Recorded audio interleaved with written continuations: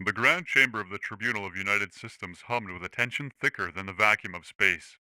Every eye, from the bulbous, multifaceted ones of the insectoid delegates to the coldly luminescent orbs of the Zill accusers, was fixed upon Admiral Jacob Vance. Human, war criminal, or desperate savior, the air crackled with unspoken judgments. Vance stood ramrod straight, his starched uniform a defiant splash of white amidst the sea of alien dignitaries. His weathered face, lined with a lifetime of command, was a mask of stoicism. Yet, in his eyes, a flicker of something else, weariness perhaps, or a chilling calculated resolve. The chief Zill prosecutor, its voice a series of clicks and chirps that the translator struggled to soften, began its opening statement. Admiral Vance stands accused of deploying outlawed neutron weapons on a scale unprecedented in galactic history. Cities, not armies, were his true target. Millions of our civilians perished, not in the heat of battle, but by a lingering, agonizing death. Images flashed across the tribunal screens. Once vibrant Zill cities reduced to gray husks, warped figures frozen in their final moments, and medical data detailing the gruesome effects of radiation poisoning. Vance did not flinch. In his mind, he saw different images. The smoking ruins of New Sydney, the desperate last stand on Proxima, faces of comrades twisted in horror, not by radiation, but by the Zill's relentless advance. He was no monster, he told himself. He was a shield, blackened and dented, but holding firm against the storm. Admiral, the tribunal moderator, a feathered avian creature, interrupted the damning evidence. The prosecution has laid out its case. Do you confess to these actions? Vance's voice rang out, clear and unapologetic. I confess. A ripple of shock swept the chamber. This was not the strategy they expected. Vance pressed on, ignoring the gasps and murmurs. But I do not confess to the crime of villainy, as the prosecution would paint it. I confess to the act of survival. The chief prosecutor whirled on him. Survival? You call a radiating entire planet survival? There were other options. Surrender. Negotiation. Surrender? Vance's voice took on a bitter edge. They came for extermination, not conquest. Did you miss the incinerated colonies? The slave convoys? Negotiation? They offered only subjugation. He paused, drawing a ragged breath. The neutron bombs. Yes, they were a gamble. A terrible one.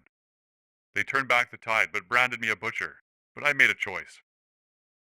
His gaze swept across the tribunal, piercing each judgmental eye. Tell me, esteemed delegates, in my place, what choices would you have made? How many of your own people would you sacrifice before taking desperate measures? The silence in the great hall was deafening. Vance saw it then, the flicker of doubt in the eyes so recently blazing with righteous condemnation. The Zill prosecutor bristled, attempting to regain control, but the damage was done. Vance's defiance had infected the courtroom, shifting the narrative from mere guilt to the desperate complexities of war. The tribunal moderator finally broke the silence. Admiral, the tribunal acknowledges the gravity of your situation. However, this does not absolve. I do not seek absolution. Vance cut him off. Judgment, yes. Condemnation, perhaps. But above all, I demand understanding. Not for me, but for yourselves. The day may come when your precious alliances and lofty ideals face a darkness as implacable as the Zill. On that day, remember the choices I made. He turned and walked to the security detail awaiting him. His trial would drag on for weeks. Testimonies, political posturing, impassioned debates. Perhaps he would be imprisoned, perhaps executed. It hardly mattered anymore. As the massive chamber door sealed behind him, Admiral Jacob Vance knew he had already achieved his final victory. He'd forced the galaxy to confront the monstrous things done in the name of survival, leaving a legacy that would forever cast a shadow across the comforting illusion of interstellar peace. Days bled into weeks. The tribunal chamber became a battlefield of ideals.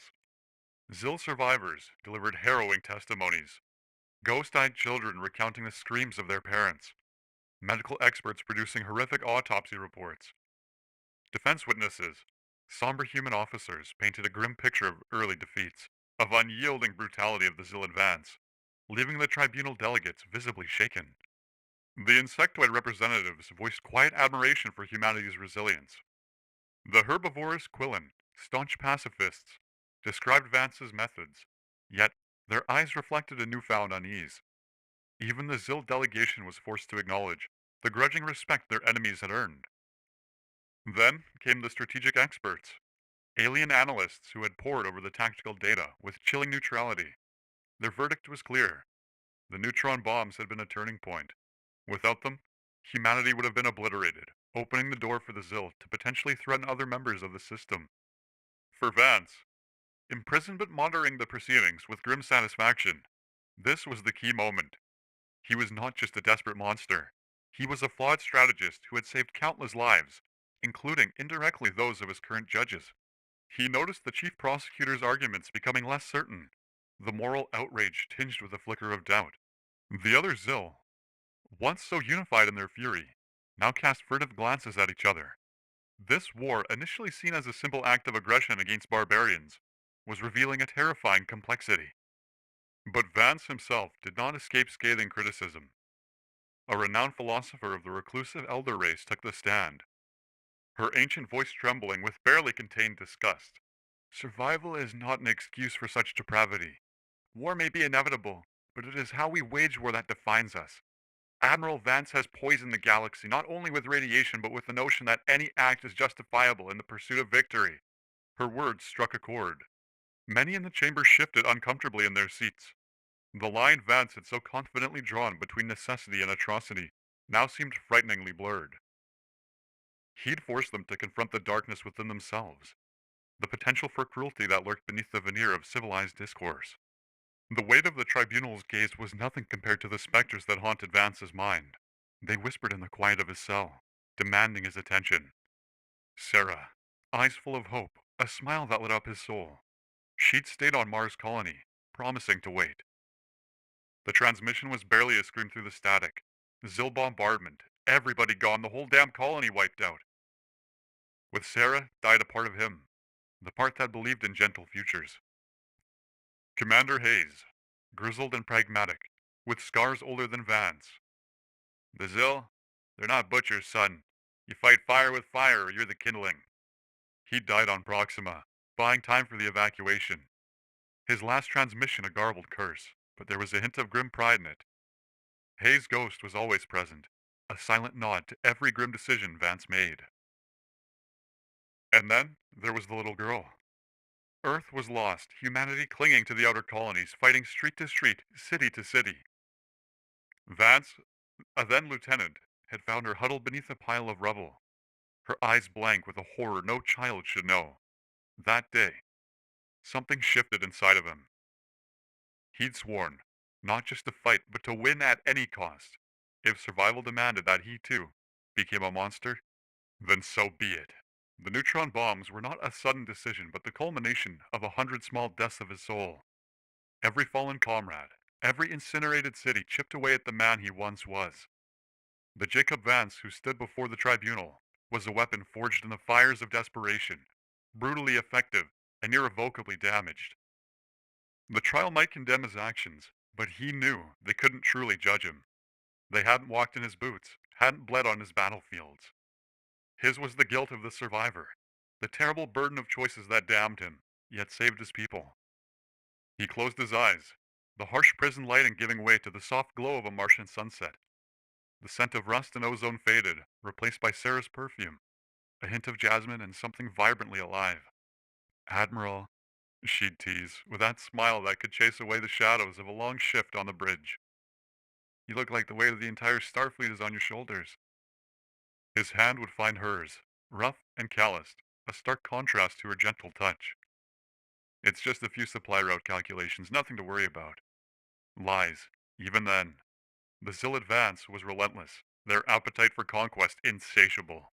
Jacob, she'd insist, her eyes locking with his. Tell me. And he did.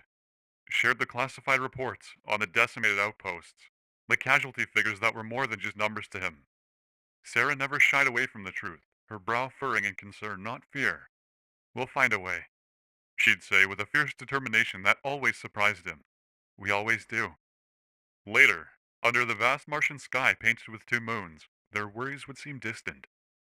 They'd talk of future beyond the war, building a home together, a garden overflowing with stubborn earth flowers on the red soil, a normal life, so precious, so impossibly fragile. He felt a different kind of darkness then, the kind carried in his own heart. The evacuation transports shimmered in the docking bay, engines whining in a desperate symphony.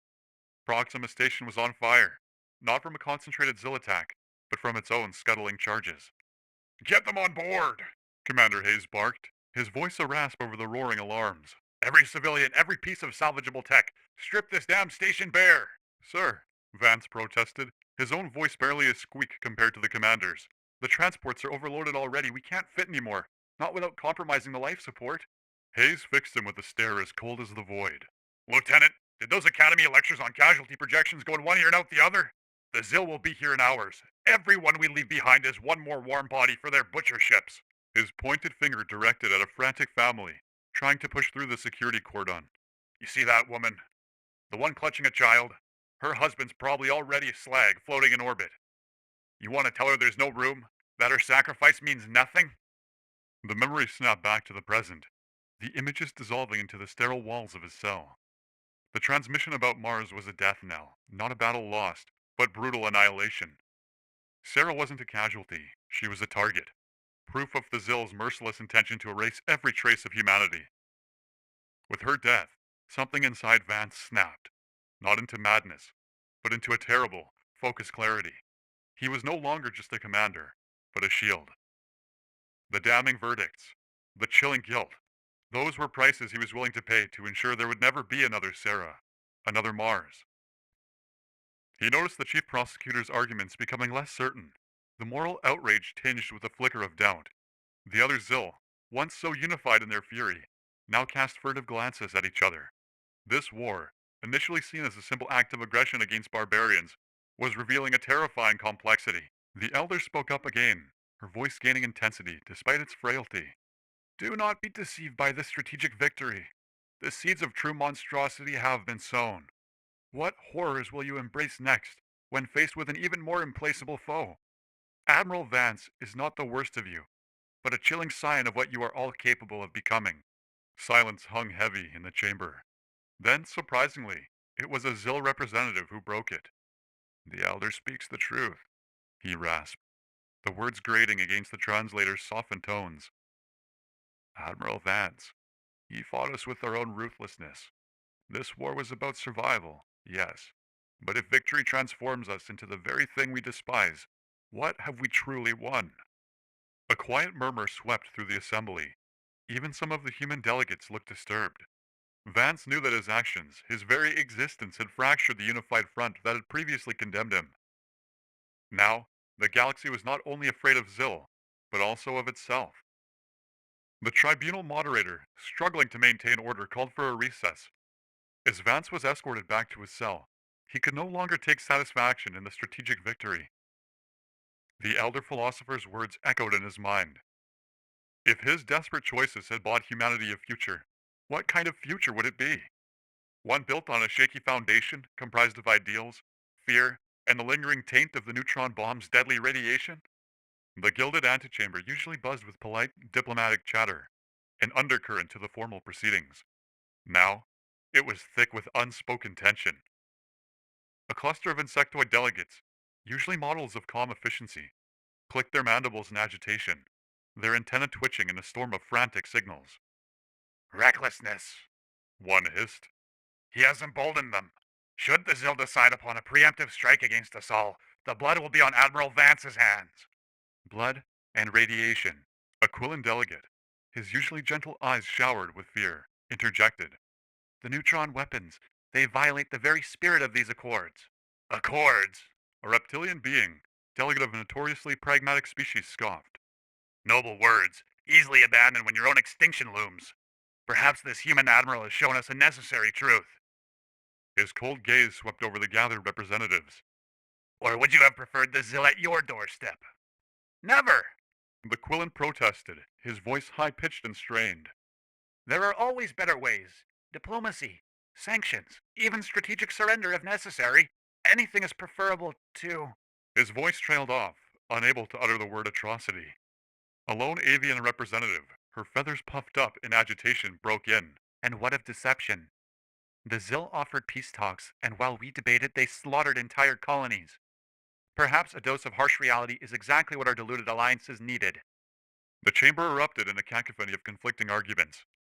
The insectoid clicked in a frantic warning, fearing such a display of disunity would be detected by the ever-present Zil delegation. Yet, the dam had broken. The Zil themselves observed from a distance, their multifaceted eyes gleaming with a strange light. Was it satisfaction at the chaos they'd sown? Or perhaps a flicker of apprehension, seeing their enemies embrace the ruthless tactics that had made the Zil so feared? The tribunal moderator, desperately attempting to regain control, was drowned out by the increasingly acrimonious debate. Vance's trial was no longer about one man's crimes. It had ignited a galaxy-wide identity crisis. Were the champions of high ideals destined to be trampled underfoot? Or were they merely predators in a hostile universe, their lofty principles a dangerous, self-destructive delusion? News of the disintegrating unity within the tribunal filtered into Vance's isolation. He found a twisted amusement in it. Their outrage had been predictable, their arguments idealistic, but ideals, he knew all too well, were the first casualties of war. It was as if his own battles were being played out on a galactic stage. The insectoids, with their focus on future consequences, echoed his younger self, the one who recoiled from the neutron bombs. The Quillen, with their unwavering pacifism, were a painful reminder of Sarah and her belief in a better way. And the reptilian delegate, with his cold pragmatism, was a chilling echo of Commander Hayes' grim philosophy. The tribunal, in its attempt to judge him, was now judging itself. His cell wasn't just a prison, it was a mirror, reflecting the galaxy's own struggle with survival, with the fine line between heroism and monstrousness. Yet there was no satisfaction in this. It wasn't the vindication he secretly yearned for. Instead, a chilling thought crept into his mind. What if the elder race philosopher was right? Perhaps he had become the catalyst for a terrible shift. After all, hadn't the reptilian delegate made a chillingly valid point? If the Zil attacked again, could the tribunal truly stand united in its condemnation of necessary sacrifices? He slumped against the cold wall, the weight of his choices pressing down harder than ever. He thought of the young lieutenant he used to be, the one who believed in honor, in clean victories. That man was gone, consumed by the fires of war. He'd won, in a sense. But what was left of him to savor this victory? The question echoed unanswered in the empty cell. He had forced the galaxy to confront harsh truths, but in doing so, had he pushed them towards a bleak future, one where survival stripped of any morality was the only guiding principle? It was a future in which he was both a victor and a villain, forever haunting the galaxy he'd saved. As the tribunal descended further into disarray, Vance felt a strange, disturbing shift within himself. Initially, the Zil had been the absolute enemy, faceless, brutal, the antithesis of everything humanity stood for. Now, he wasn't so sure. The arguments echoing from the Grand Chamber had sparked a terrible realization. Hadn't the Zil been forced to make their own monstrous calculations? Their relentless expansion, the annihilation of entire colonies, perhaps to them, it was a warped form of survival, a desperate bid to outpace the other threats lurking in the vastness of space. He remembered a chilling passage from a captured Zil transmission, a commander addressing his troops. Our enemies call us butchers, but what is a butcher? One who ensures there is food on the table, even if the methods are unpalatable to weaker stomachs. The words had then fueled his righteous fury. Now, they sounded eerily familiar, a distorted reflection of his own justifications. Monitoring the Zil delegation, he noticed a subtle change in their demeanor. The initial arrogance had given way to a watchful calculation. In the fracturing of the tribunal, they saw potential advantage. But there was something else, too. A flicker in their multifaceted eyes. Something akin to grudging respect. For the first time, Vance felt an uncomfortable kinship with his sworn enemies. He understood their ruthlessness, the cold logic that prioritized the survival of their species over abstract morality. It sickened him. And yet, a chilling truth remained. He had played their game and beaten them at it. Haunted by this revelation, he returned to his memories.